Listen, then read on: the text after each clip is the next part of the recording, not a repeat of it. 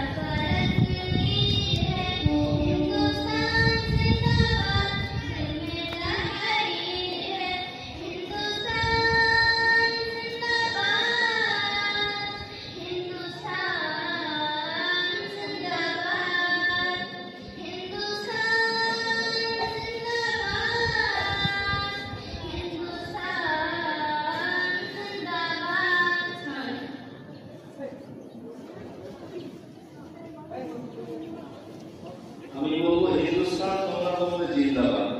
হিন্দুস্তান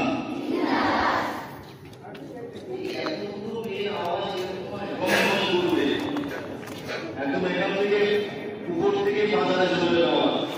হিন্দুস্তান চলে যাওয়া। হিন্দুস্তান হিন্দুস্তান হিন্দুস্তান।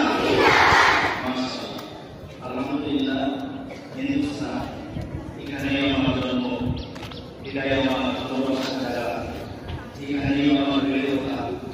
আবার এখানেই এইগুলি ছোট্ট একটা দিয়ে দেবান উপরের থেকে। এটা আমার মধ্যে মনে লেগে আছে। আলহামদুলিল্লাহ, ৭৮তম স্বাধীনতা দিবস পালন করতে, ১৫ আগস্ট উদযাপন করতে আমরা আজকে